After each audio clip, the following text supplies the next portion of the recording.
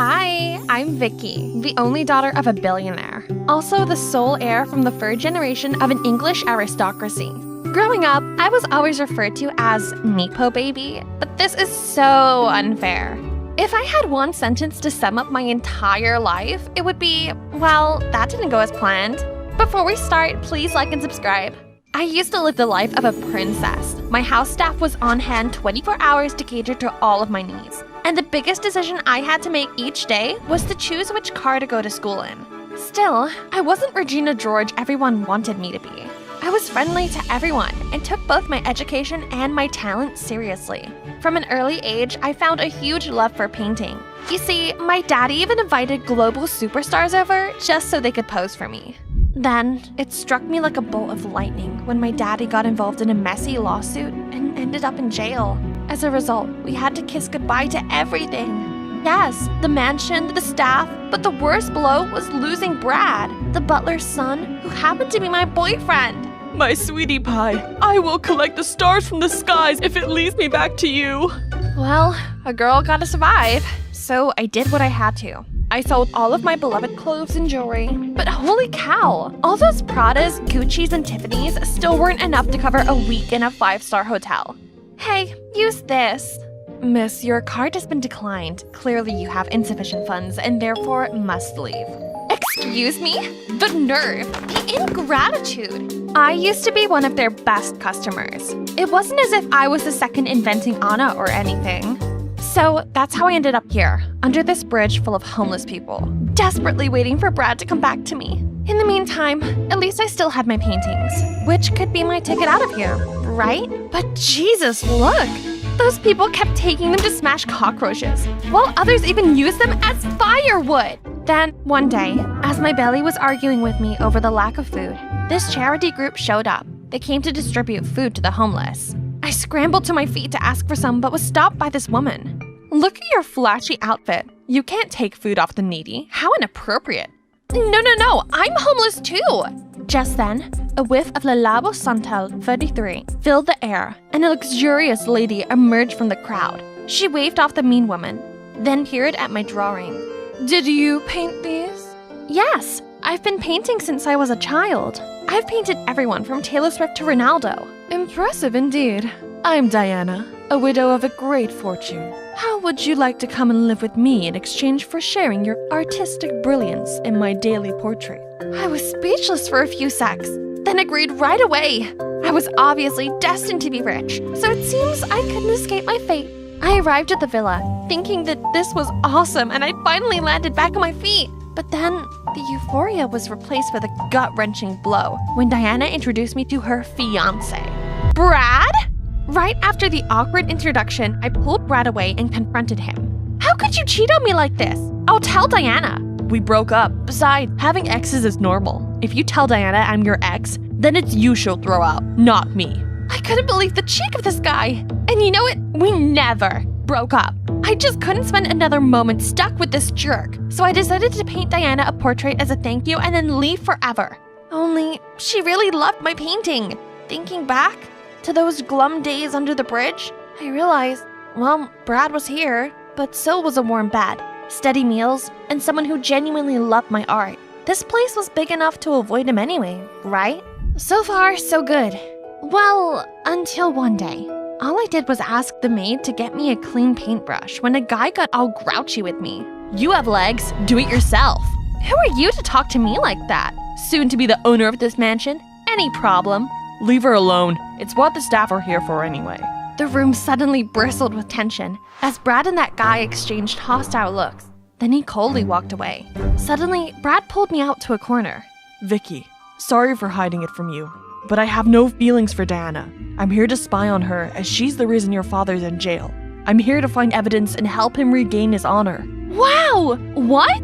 I know, it's hard to believe, but I need to cooperate with me. That dude is Charles, Diana's son. He'll try to mess with me by all means, so we need to stop him before he does. It made sense now. I knew Brad loved me really and wouldn't pick some old woman over me. Then he told me his plan. He'd continue seducing Diana and persuade her to get me to tutor Charles, while I had to befriend Charles to get information out of him. I felt kind of nervous, but the chance to clear Daddy's name left me with no doubts. However, Charles wasn't the approachable type. He was so curt and rude.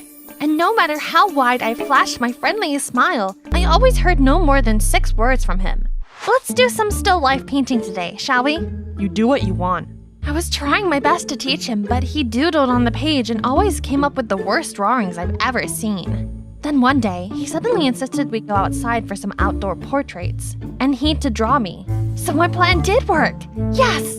I excitedly stood in the bay window and did an elegant pose. It was sweltering standing there, but I endured it for the art. But it had been 4 hours and he didn't seem to have finished. I couldn't stand any longer, so I rushed to him and dropped my jaw to see what his canvas was. Totally blank! I am furious! Calm down, Vicky. Perhaps Charles was like an onion, with multiple layers waiting to be peeled away. So I decided to take a more psychological approach. I asked Diana for Charles's photo book and saw a family photo. This must be Charles's father. I'd paint it, in the hope this thoughtful gesture would move him somehow. On Charles's birthday, I happily gave him the beautifully framed painting. Unexpectedly, upon seeing that, his face darkened, and he had this fiery look in his eyes. He furiously threw the painting to the ground and yelled at me. Disappear! I can't stand you! What the? Fine then! Why is this guy gotta be so rude? I spent all week on that painting. What a psycho! I was packing my bags when Diana came into my room. She explained that the man in the photo wasn't Charles's father, but her ex-boyfriend. Charles's father died when he was little. Then her ex was the one who had taken care of Charles since then. To Charles, he was the world. That kid was even closer to him than me. But then we broke up and he vanished without as much as a word. Charles has been hostile and distant ever since. I didn't know behind his rocky exterior was such a bitter truth, so I immediately found him. Charles, I'm sorry. Go! I might look terrible now, but I was once my father's princess. He gave me everything I could ever ask for, except his time. My parents divorced early, and I was left alone. Just like you, Charles. This loneliness, this yearning for a family bond, I share with you. Seeing his hand loosen, I continued.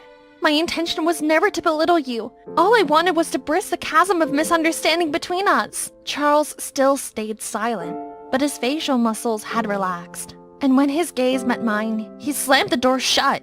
So I decided to stay. And even though Charles continued being a grouch towards me, he stopped with the pranks. I also noticed that when Charles focused on something, he turned into a different person. He always stuck his tongue out, which looked adorable. Watching Charles drawing as if he was fighting with the paper, I came here and guided him, but suddenly our eyes met. He has such dreamy eyes. Oh no, Vicky, less of that. You were here to prove my daddy's innocence and get back to the old life. As for me and Brad, we had to make do with grabbing moments together when we could. When this is over, we can vow to be together forever and have a wedding more lavish than any of the Kardashians. My love, you must be patient. We will be together properly soon. However, when everyone was around, Brad kept up the lovey-dovey pretense with Diana. I knew it was totally fake, but I couldn't help but feel annoyed. I couldn't just sit there smiling like everything was peachy. So, after I finished the painting, I followed Brad, intending to ask him what the next step was after I successfully approached Charles, when I spotted him sneakily talking to someone. Hey, Pop. Yeah, Diana's like putty in my hand. Vicky complicated things, but I came up with a plan to deceive her.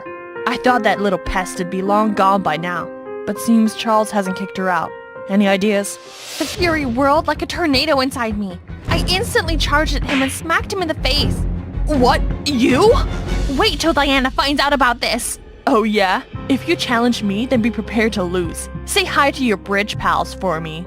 I immediately found Diana and exposed all about Brad to her, but her face suddenly turned serious. I knew you'd say anything to divert from the truth, but I know you stole money from me. The maid found it in your room. Stole? What? What are you talking about? Then I looked at Brad and saw him smirking. That conniving mastermind. Before I could try and defend myself, a staff member hurried in and passed Diana a letter. Charles was missing! Everyone was freaking out and refused to hear me out, and the chaos left me powerless as my stuff was dumped outside the villa. I ended up right back where I started and had a complete meltdown. Worst of all, I was worried about Charles. Was he home yet? The next morning, I was trying to sketch something when out of nowhere, Charles appeared. He handed me the keys to this small but cozy apartment and told me it was all mine. Stunned and grateful also.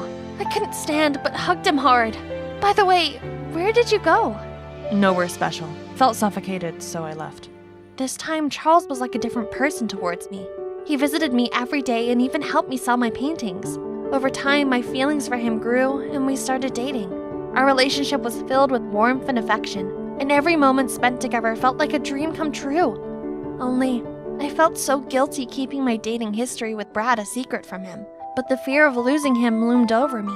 If he knew I'd approached him with hidden motives at the beginning, he'd despise me forever. But I had to at least tell him something. Be careful around Brad. I don't think he's a good guy. I know. He's a gold digger that's part of a romance scam ring, targeting rich women to blackmail them. Wow, Charles sure knew his stuff. Hang on. Does it mean that Brad intended on blackmailing me too, when I'd been rich? I'm going to expose him at the wedding ceremony. Come with me. Today is D-Day. The grand hall was drowned in the ethereal glow of lights. Standing in the center were Brad and Diana, ready to exchange lifelong vows. All eyes were fixed on them. Out of a sudden, the whole hall went dark, and an anonymous face appeared on the screen behind them. Tonight, we bring the spotlight on our groom.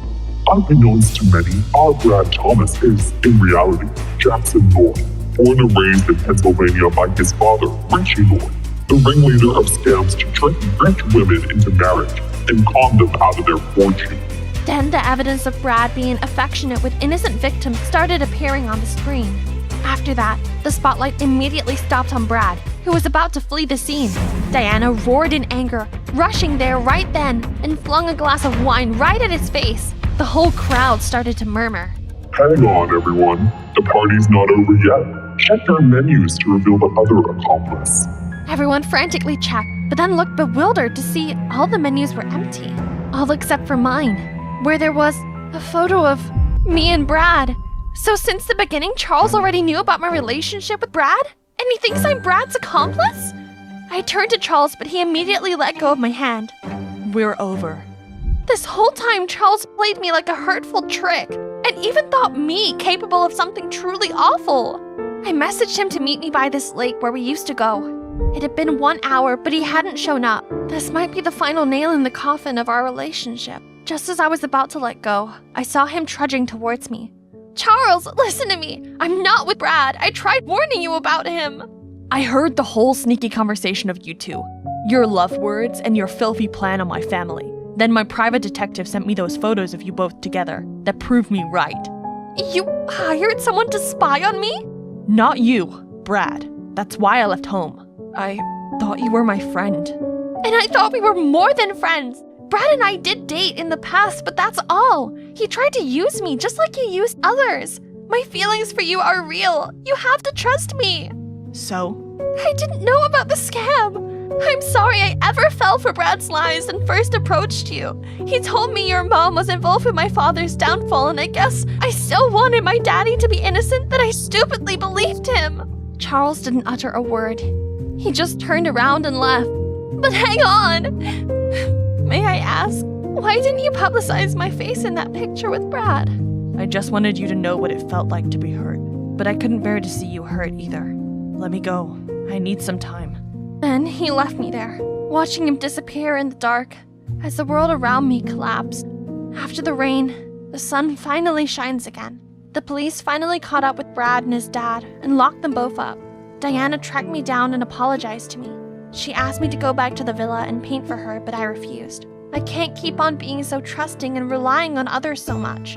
It's time for me to believe in myself and stand on my own 2 feet. And more importantly, I couldn't face him anymore. Hi, it's Vicky again, but in a fancier version. After all the sweat and tears, I finally made it as an artist. I was just chosen to collaborate on an important art project with this big company, and my life would turn a new page upon opening this door. Charles,